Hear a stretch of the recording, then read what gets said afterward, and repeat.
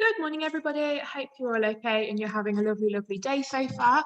Today, we are going to be carrying on with our work towards our diary entry. Today is going to kind of be a skills-based lesson, equipping us with some of those skills that we might need when we write our diary next week. So it's going to be kind of a lesson of two halves. First, we are going to have a go at practicing using contractions. So that's going to be our rewind, okay? And then we're going to do a bit of rainbow grammar and look at our fronted adverbials again, but in a slightly different way than how we did it a couple of weeks ago. So old learning is retrieved and new learning is practiced, because we're going to be rewinding, but then also practicing something a little bit different. And why are we going to be doing it? So we can link our points together and write in an informal style. So we're going to get started. First, we're going to do the contractions. After that, we're going to do the rainbow grammar.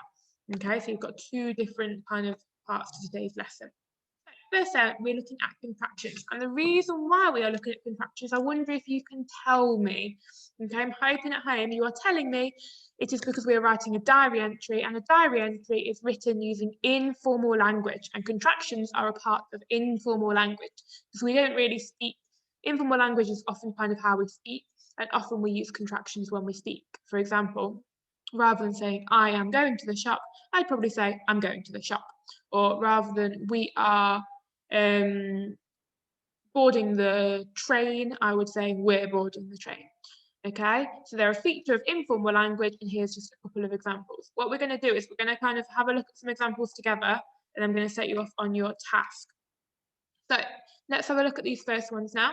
So often we see the ones just like the ones that we've just looked at, where are is one of the words that we are going to replace. For example, here, we are is turned into we're, okay? And the rule for this is, let me just get my whiteboard ready. We are. The rule is that when we have a contraction that has the word are in it, we get rid of the A and we replace it with, you can't even say that would help. There we go. You get rid of the A and you replace it with an apostrophe. So for example, we are, just going to reshuffle. There we go. We get rid of the A and we replace it with an apostrophe to become we're. Okay, can you have a go at doing that with these other two words then? So they, you are, and they are. So you're getting rid of the A and you're replacing the A with an apostrophe. Being careful where you place that apostrophe, because sometimes we put it here and that's not where it should go. Okay, it should go in the place where the A was. Pause the video now and have a go at that for me, please. Wonderful, right, hopefully you've had a go. Let's have a look together then. So, can you see this? Yeah. You are, we're getting rid of the A, we're replacing it with an apostrophe, and it's becoming, okay? They are, again, we're getting rid of the A, we're replacing it with an apostrophe, and it becomes there. Not forgetting our apostrophe goes in the place where the A would go for the, in the R. Okay, so well done if you got this correct. Now we're going to look at a slightly different one. So this one is if is one of the words in the contraction. So he is, she is, it is, and that is. All we do this time then is we take the I and we replace it with an apostrophe. So for example, he is, we get rid of the I and we replace it with an apostrophe. Can you have a go? What would she is, it is, and that is be if you were following this rule? Have a go for me now, please. Wonderful, right, hopefully you've paused and you've come back to the video and you've had a go. Let's just talk about them together then. So she is, I'm getting rid of the I and I'm replacing it with an apostrophe to make it cheese. Cheese, that sounds like a weird word now. Cheese.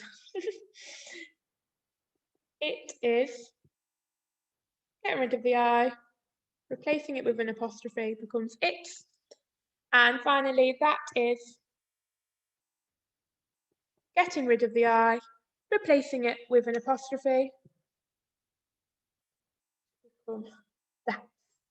Okay, well done if you got those correct. Clean your board. I mean, I'm going to clean my board. You can get a new little bit of paper if you want to.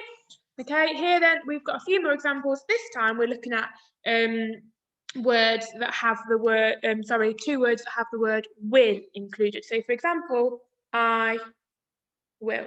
Now this one's slightly different because we've actually got to get rid of 2 letters this time. We've got to get rid of the W and the I and replace those with an apostrophe. Okay, so that becomes I'll. Can you have a go at filling in the blanks? So the you will, he will, we will, and they will for me now, please.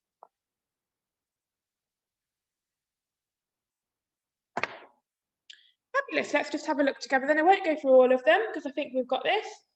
Well, I hope we've got this. I'm not actually there with you. Okay, but I think we'll be good at this.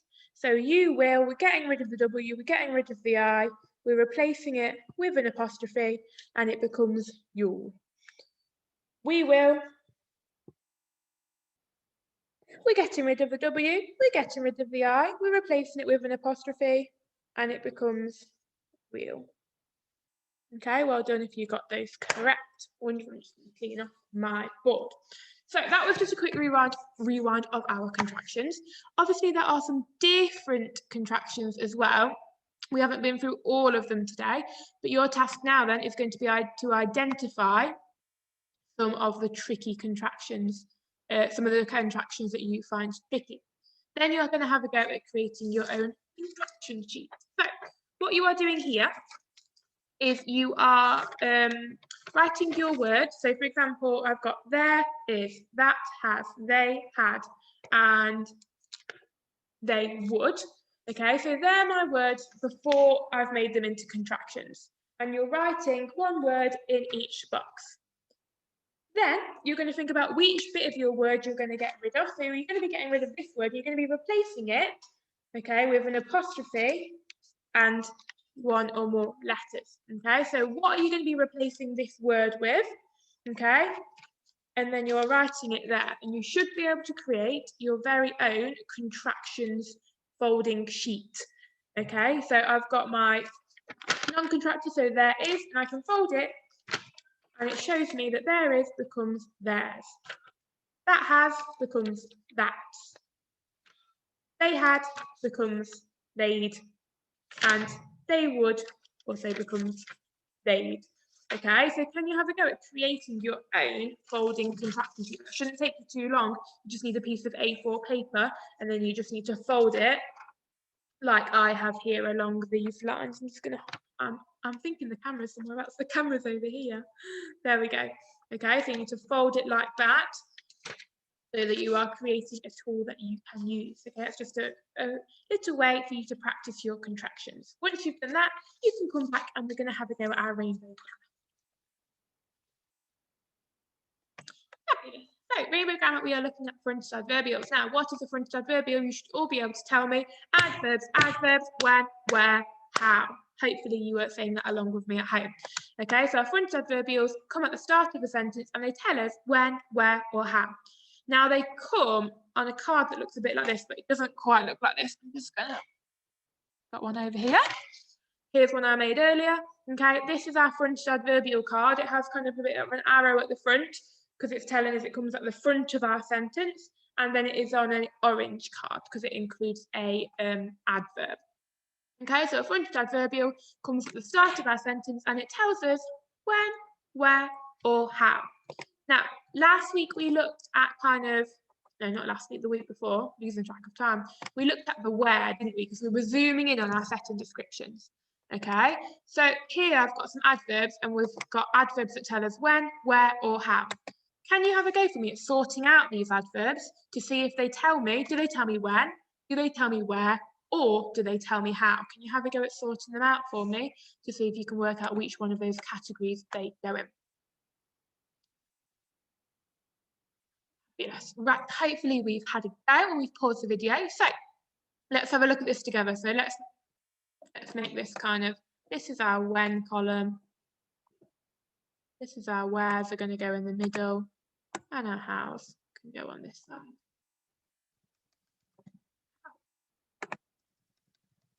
Wonderful.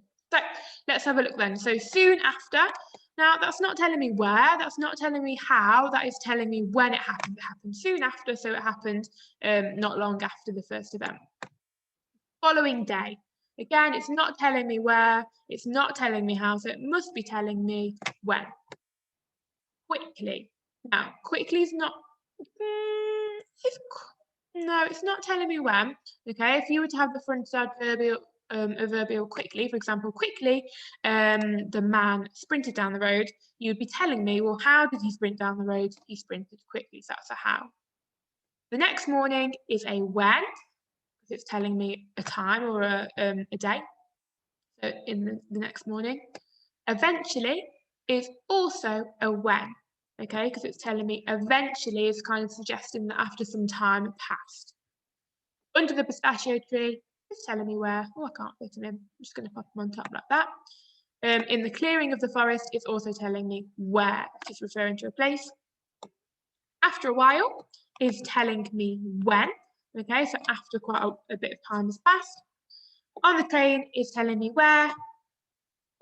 Without thinking, well, that's not telling me when, that's not telling me where, so it must be telling me how. So for example, without thinking, Jeevan approached the tiger, okay? That's how he's done it.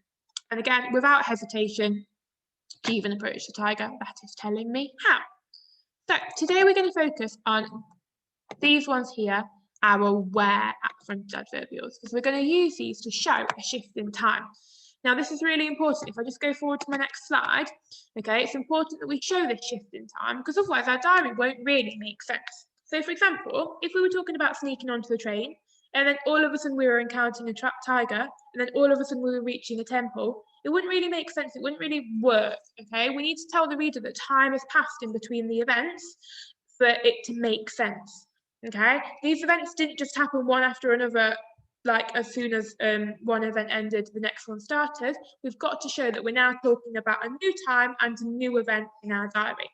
So for example, you could use after a while, the next morning, or later that day to tell the reader that actually now, so we've snuck off the train, now after a while we found the pistachio tree. We didn't find the pistachio tree straight away, it was after a while. It's showing that shift in time. Okay, so that's going to be our focus for today. Now, what I would like you to do for your rainbow grammar is I'd like you to have a go at writing your own sentences. And to do this, you are basically going to write the first sentence for each of your events. Okay, this is going to be good practice for you because you can practice how you're going to show that shift of time in your diary. So you're going to want to use your flowchart from yesterday just to remind yourself what your events are going to be. Okay, and then for each one, you're going to write a sentence with a front adverbial to tell me when to show that shift of time. So for example, here, talking about my first event, I said, after we made it to the station, our next job was to sneak past the ticket collectors. Okay, so I'm telling the reader when. When did it happen? Well, it was after we made it to the station. I'm helping the reader to imagine kind of the sequence of events and when everything happened. My next event then is an encounter with the tiger. So after I've kind of done my paragraph about my sneaking onto the train and feeling really relieved, using all that emotional vocabulary, I can't just say, we saw a tiger, okay? It doesn't work. We've got to kind of have that shift in time to show that my next event has happened. So for example, we could say, the next morning, you could even use two. You could even challenge yourself. You could leave it as the next morning, something simple like, disaster. Okay, that's telling me there's been a shift in time. It's now the next day. We're meeting a tiger. Okay, disaster has struck. You could even use two if you wanted to challenge yourself. So, for example, next morning, after we made it to the forest, disaster struck. Okay, so this time then, sorry, my rainbow grammar cards aren't right anymore, so I'm just going to get rid of them. I've obviously written too much. Okay, so the next morning, after we made it to the forest, disaster struck. Okay, so you can see how I've done that shift in time.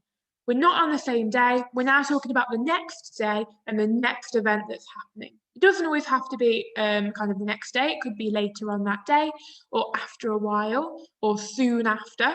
Okay, it's up to you what you want your kind of how much time you want to pass in between each event. but I want you to have a go at writing 3 sentences. So 1, 2, 3, using a fronted adverbial to kind of introduce each new event.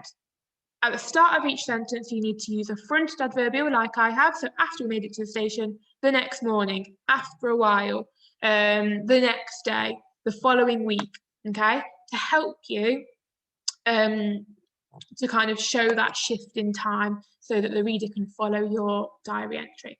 Now, what I'm going to do is, I haven't actually put them on here, but I'm going to, that's not good English, going to post a word mat as well on Class Story so that you can use that you've got a bank of fronted adverbials that you can use to show that shift in time as well.